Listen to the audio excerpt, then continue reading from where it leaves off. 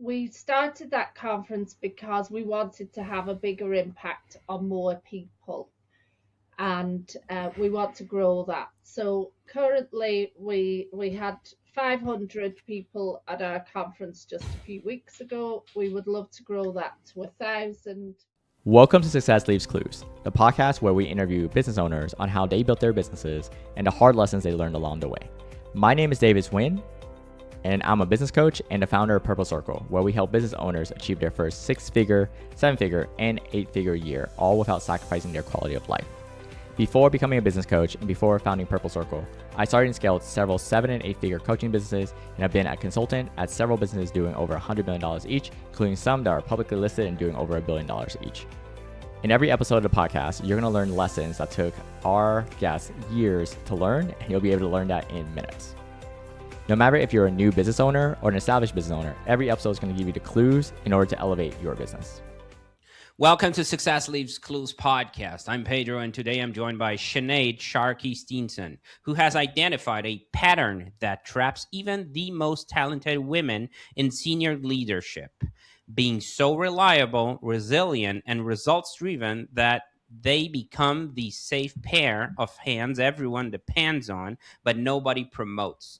Sinead works with ambitious, high-performing women across organizations like Meta, Deloitte, and the UN, who are ready for more recognition, influence, pay, and progression without adding more to their already overflowing plates. Her work blends 20 plus years in senior leadership with deep coaching, neuroscience, and a sharp ability to spot the patterns her clients can't yet see for themselves, helping them move out of overperformance and into their genius zone.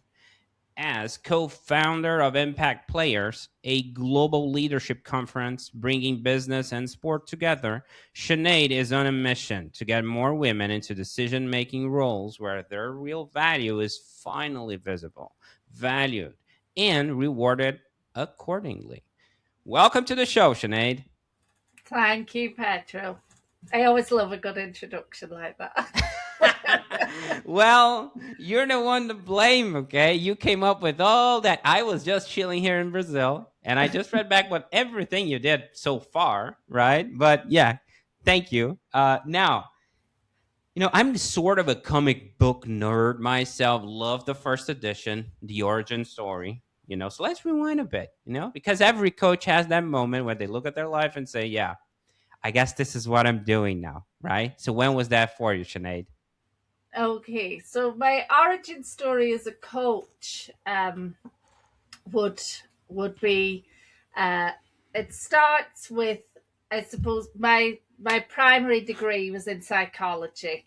I have a lifelong obsession, and I would say obsession, with how we think, how we perform, and how we can be at our best. And so back when I studied psychology, that wasn't so much the focus. And so I left psychology, went into business, and experienced what it was like to be in the wrong career, essentially. After psychology, I went back and did a tech master's. And I knew on day one of that master's, this isn't for me, but I finished it, and I went into business, doing that alongside. I was doing HR and tech, and so I immediately knew what it felt like to feel really. I don't like the term imposter syndrome, but like an imposter, and I did feel like an imposter because I probably was. I got the results, but my brain just didn't work in the way it needed to for that particular role. And but the problem was, and I bet a lot of people listening or watching this can relate, I was being paid really good money in my first job because I came out with a degree and a master's degree, and I got stuck. I was like, I don't know what else to do. So my my transition into coaching came about because I worked in a global organization that it did its first ever employee survey, and the results were disastrous. Like, they were absolutely shockingly bad. And worse than that was, as a global organization, the country where I worked was the worst. And within that, my department was the worst. Jesus Christ. But I like to think there's a gift and an opportunity in everything. And that was when I thought, oh, I think I can see what I can do here, because I was doing my second master's at that stage in human resource management, and I was doing it on cultural transformation. And I thought, well, here's my test bed here. I can use all my psychology. And that's what I did. I started to reconnect people with why they were there, and what it was we were doing, and what could excite them about work. And my department went from being the lowest to the most improved to one of the highest performing in the whole company. And of course, they were like, oh, what are they doing? Let's have a bit of that. And so I got to do that on a grander scale. And in that journey, I discovered coaching to be the greatest tool for doing that. And so that's when I got into coaching, and I mentioned my obsession with performance. Obviously, coaching is great for that. And that's when I actually brought coaching into the business as a tool to transform culture, and that was the beginnings of my coaching life. And I just fell in love with it. I knew this was for me, because I loved the results, I loved the impact, I loved the difference I was able to make every day, and I love the individual response to it, as well as the collective. Interesting. Okay. Couple things, right? So you're moving from psychology to a tech masters. That's wild, right? That's one thing. I'm like, wow, what a shift. And then something really caught my attention here, and I had to add a side note, and I want to understand. You mentioned, and especially because you have a psychology degree, and this is like a topic that we talk a lot in the podcast, which is imposter syndrome. And you're like, I hate the term imposter syndrome. I just felt like an imposter. So can you expand on a little bit on that? Why do you oppose the term imposter syndrome? I feel like there's something out there. Okay. So the reason I oppose the term, it's the syndrome bit, because it's not a syndrome. And I believe the people that named it that even regret that name, from what I've read. So there's that. It's also, I think it's there's so much wrapped up in it. So the work I do, and I've done on myself and with women, is a lot of it is about overcoming fear, and connecting with what you're really great at. And I think the imposter bit comes when we live too much in what we think we're not good at, and we focus on our gaps and what we're missing, instead of drawing on what we're brilliant at and what we have.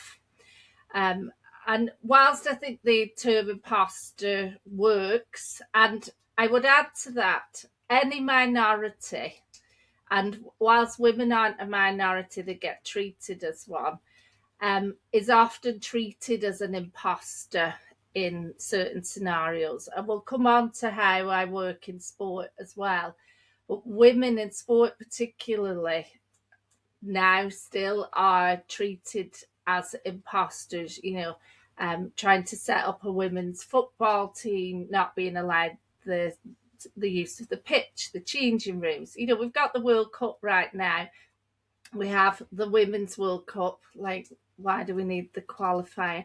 And all of these things that where so I find the term imposter syndrome problematic. The whole idea of imposter, it's about looking at, well, what does it mean for the individual, and how have we created this feeling of imposterism in others because of how we've excluded or treated people. So there's a lot of things wrapped up in it, Pedro. Let's see. Right. Yeah, I hit a nerve, it sounds like. Okay. Interesting.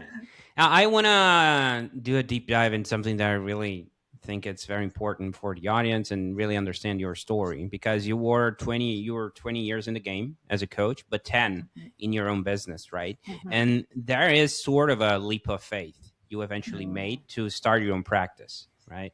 And I'm curious about how did that look like, from I'm helping people, I'm doing this in a corporate way of doing things, to, you know what, I'm jumping to my own thing and I'm going to, take a risk on me. So can you walk us through how did that look like?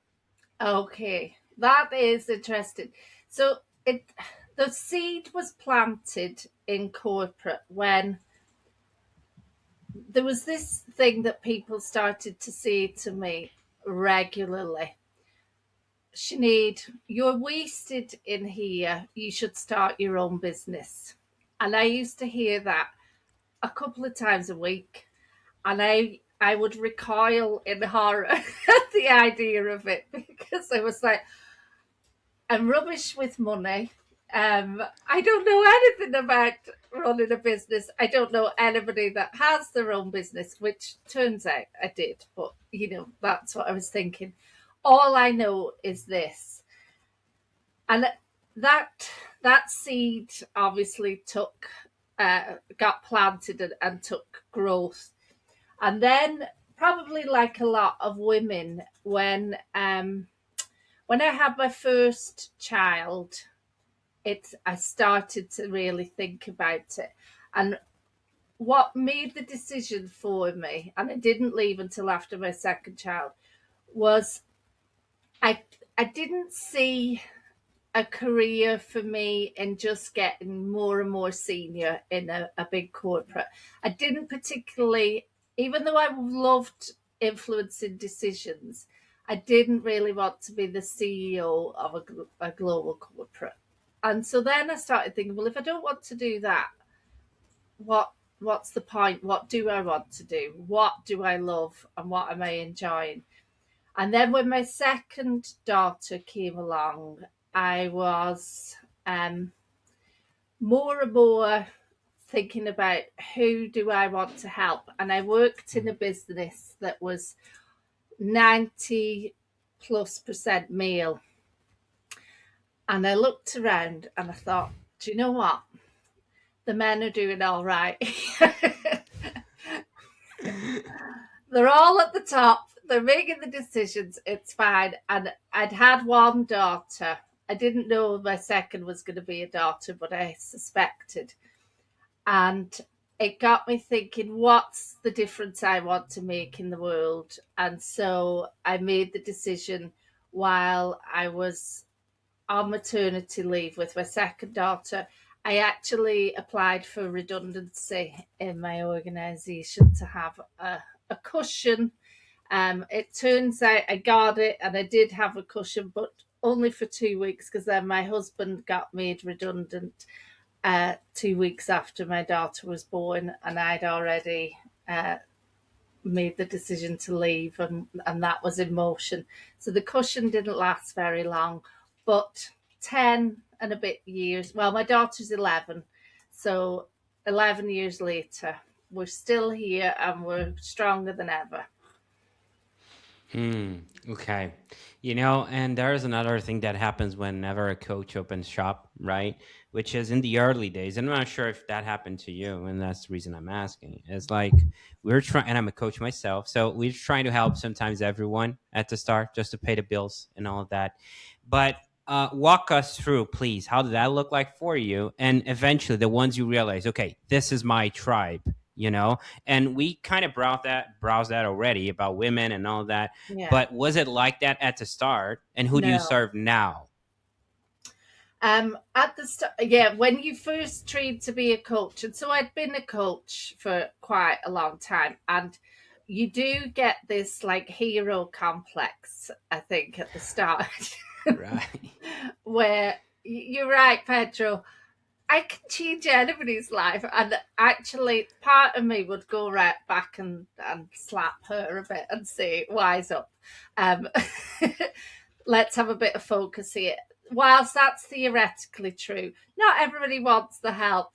Not everybody needs it, and it's not. I don't necessarily want to work with everybody. So, how I niched, I suppose, two things happened.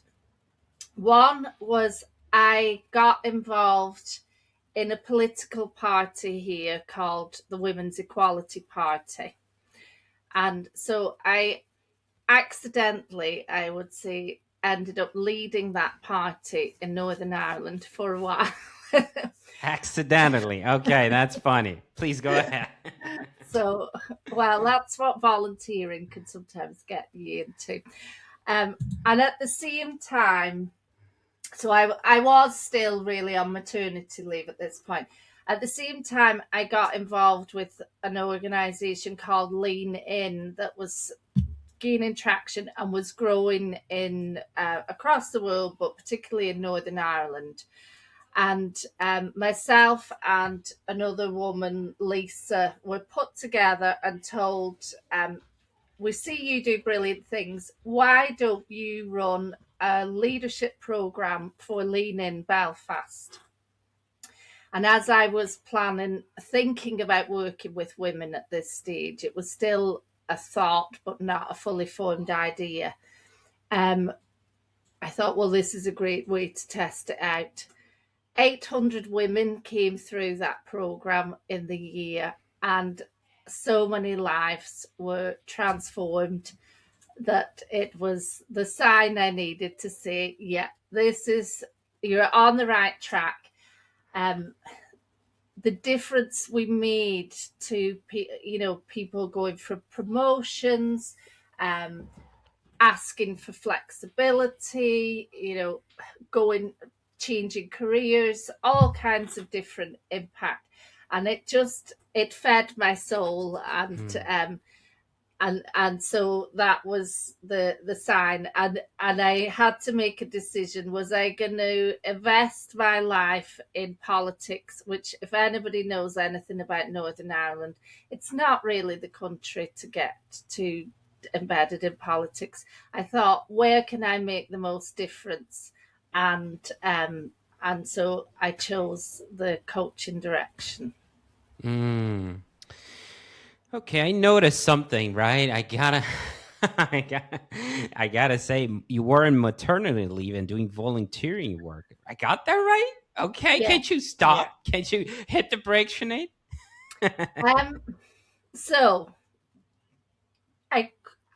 I was doing a lot less than than I have.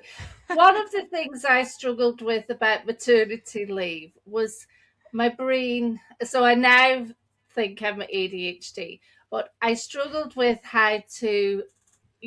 what to do with my brain while I was on maternity leave. So I did spend plenty of time with my children, but I just couldn't switch this off, and I needed an outlet. And I think a lot of women, not all women, and we should be free to make the right choices for us. But I needed an identity outside of my children, and so I'm a better mother when I have that than if I was just doing that alone. But I have ultimate respect for people that make other choices. We have to choose what's right for us. Exactly. Okay. Now I want to do a quick exercise with you. Okay. Let's pretend I do have a long distance cousin, Sinead, called Pedra. Okay. And she's your ideal client profile. Okay. She's the avatar. She's the person you should be talking to. She's qualified also. So first of all, how would Pedra be able to find you in the first place, right? Marketing wise. Okay, so she could find me on LinkedIn is my favorite place to be found because I think that shows the most real and most current me. And I say that specifically because your website, as much as you could find me on the genwomen.global website, it's quite hard to keep your website totally current. So I would say have a snoop on LinkedIn, look at what I'm posting. Does that connect with you? And you can learn a bit about me. And then I would say go and look at my website. And my Instagram also, Gen Women, has a lot on it too.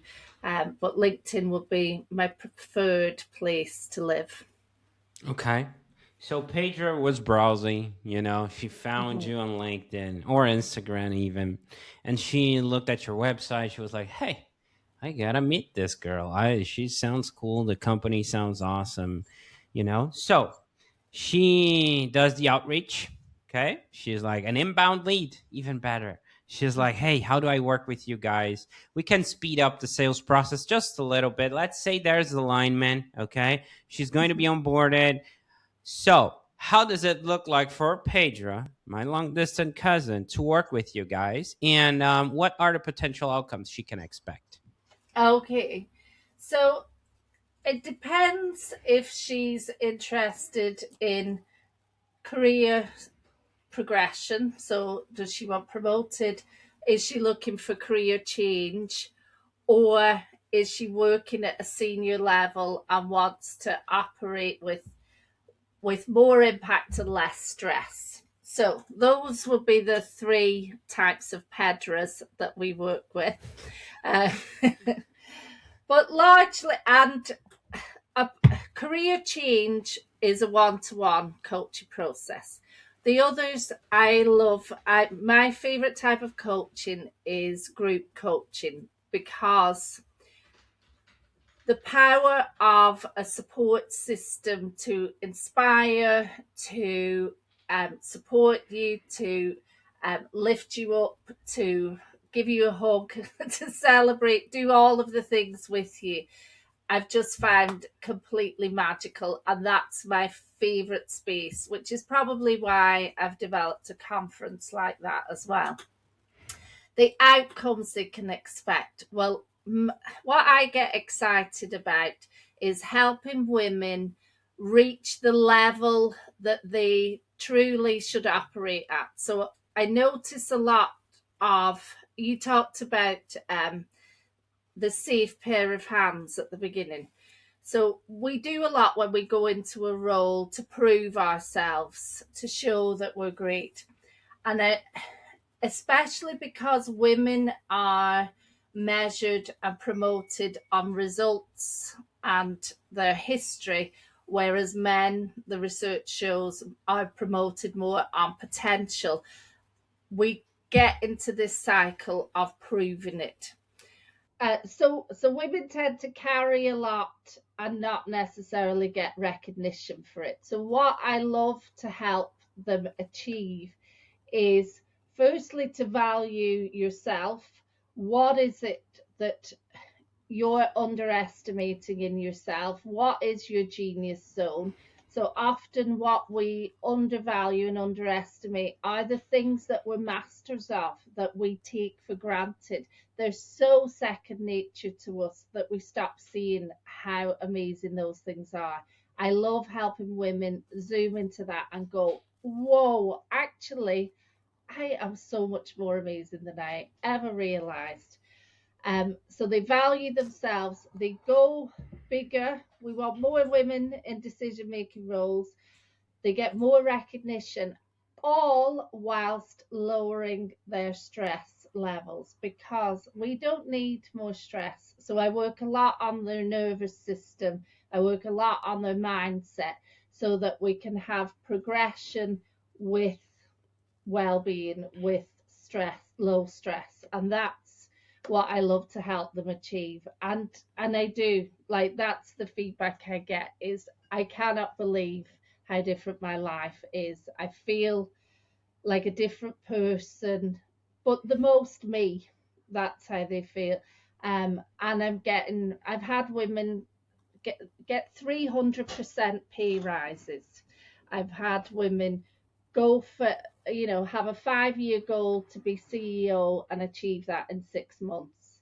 I've had women be headhunted for roles that they never dreamed would be in their future, and and and see it as a comfortable possibility for them. So go from fear to fearless. Mm. Interesting. I gotta ask you something, because I see a lot of coaches out there struggling with change or even adding the offer, which is group coaching, right? Sometimes they're like scared of filling up the seats. Sometimes they are comparing the one-on-ones to coaching, which you already established, and I agree with you. It's a different dynamic. It's something different completely. So kind of hard to compare on my point of view, right? And it's just something new. And my question to you is, what would you, first, how did you felt when you launched your coaching, your group coaching offer, right? And was it scary? Were you comparing, just to understand your thinking about it on the time and where you are right now? Yeah.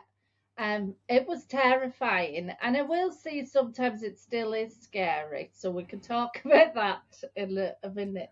Um, yeah, because I had been mainly used to one-to-one coaching, but I had done a lot of group facilitation, group learning, group training, and I always loved the magic I could create in a room. And that moment where people go from sitting back and thinking, do I need this, to really engaging and being lifted up by the energy of the room and the group dynamic. Um, but starting it, doing it that in a corporate was not so scary because everybody was being paid to be there.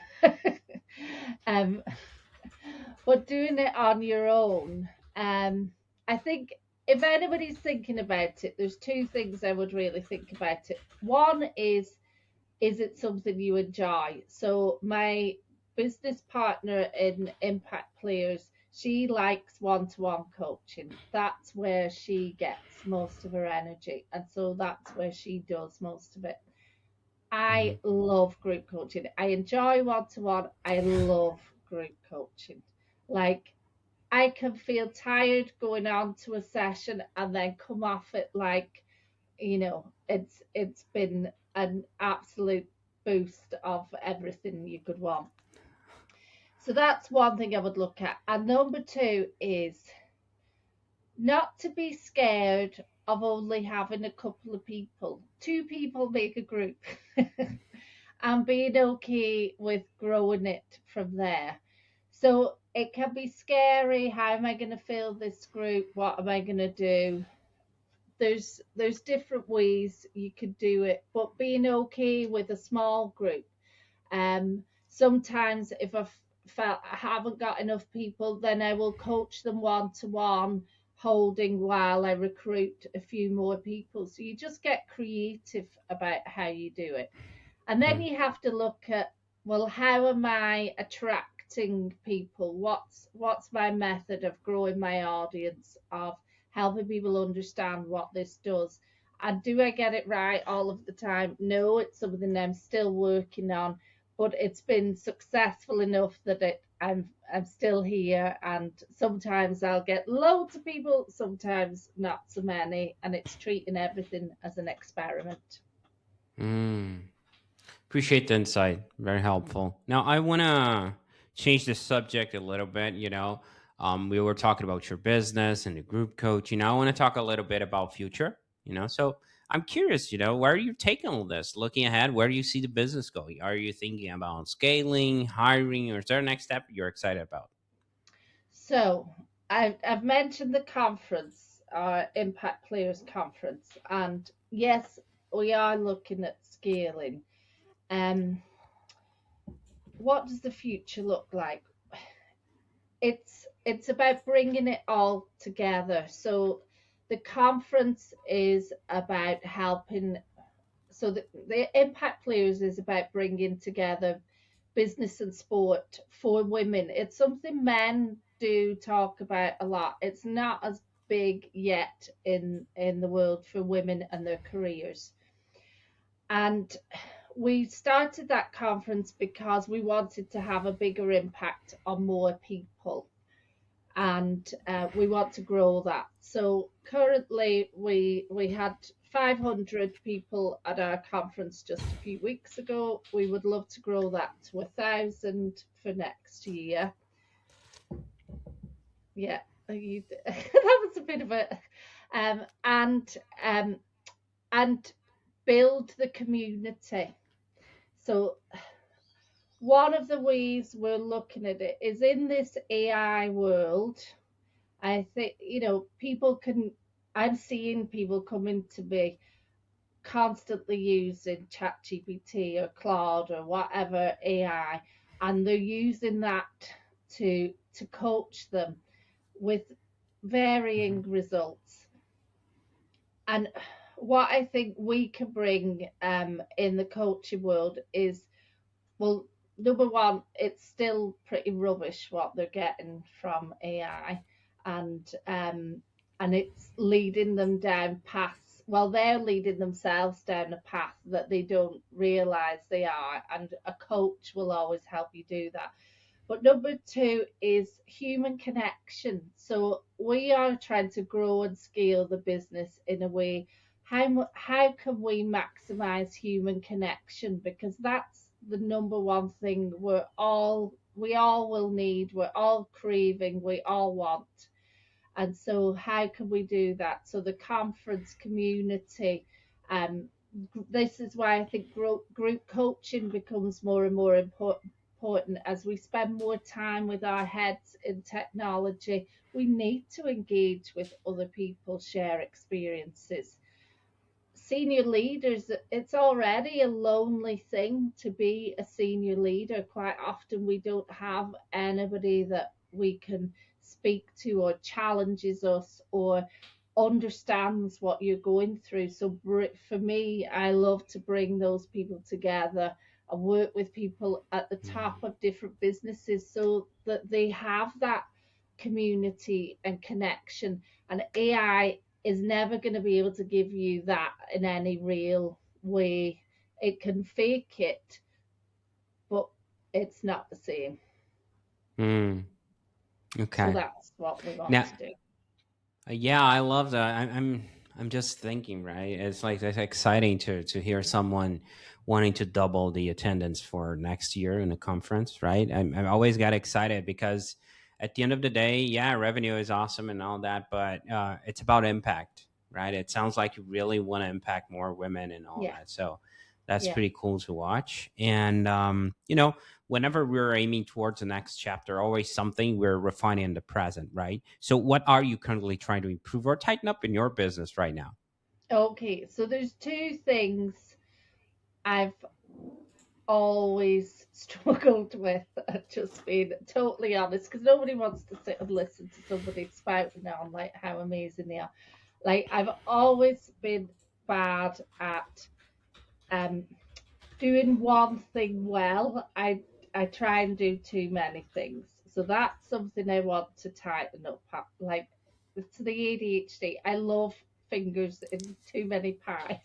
So yeah, so that's one thing. And the other thing, and it's actually connected. Like, if I want to have 1,000 people at the conference, and you're right, Pedro, it is totally about impact. I mean, there's nothing wrong with making money, and I do want to make money, and I want to have a successful life to support my family and secure my future. but it's about impact. So the more, when we've seen what women have done from our conference, the jobs they've gone for, the connections they've made, like to be able to supercharge that and do that at a bigger scale is so exciting for us. And so that's a key thing that we want. And so to attract 1,000 people, we have a reasonably big audience, but it's harder and harder to reach them with all these tech tools. Strangely, it gets harder and harder to reach people. So it's about how do we grow that audience, bring them in, and so that's kind of the one thing that I need to focus on, Pedro. And I've told you I'm not good at the one thing, so that's my goal. Yeah. I will be audience growth machine this year. I love that, especially when we're talking about impact, right? Now, if someone listening wants to connect with you or follow your work, Sinead, and we're going to have all the links in the description here, but what's the best way for people to find you and connect with you? Yep, Sinead Sharkey-Steenson on LinkedIn. Follow me, send me a DM. Only nice DMs may apply. We don't want any sleaziness. I'm saying that because that's a real problem for women on LinkedIn. But yeah, I'm always happy to connect, to share, to learn from each other. And if you wanted to work with me, even better. I'd love to help you get to the top of where you want to go. Nice. There were a few things you shared today that I feel the need to highlight. Okay. First of all, when we were talking about your origin story and you told me you had an obsession with performance, right? Good to know that that obsession is tied to a good thing, which is impacting people. So that's great in a way, right?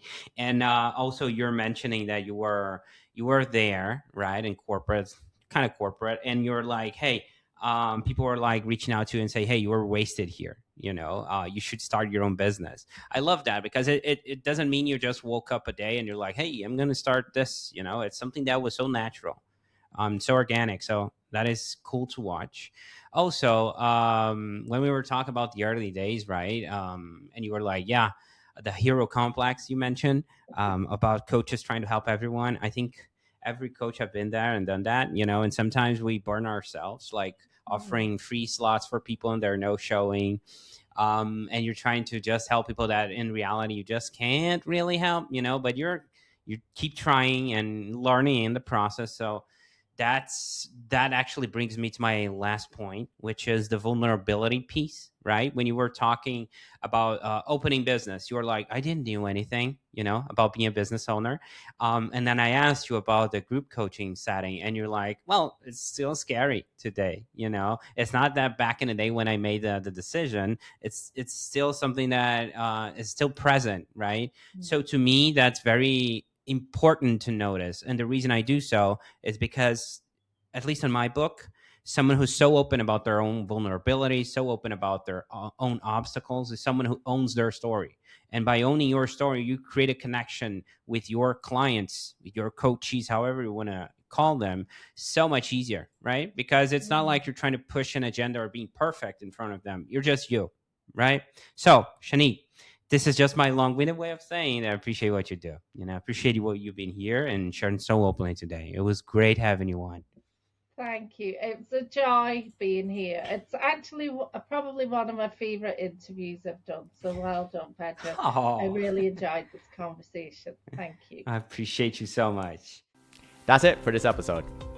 This episode, as well as this podcast, was brought to you by Purple Circle, where we help business owners elevate their business to 6, 7, and 8-figure years, all without burning out. If you're looking to grow your business, as well as get the time freedom that you are looking for, visit us at joinpurplecircle.com and see what we can do to help you and your business.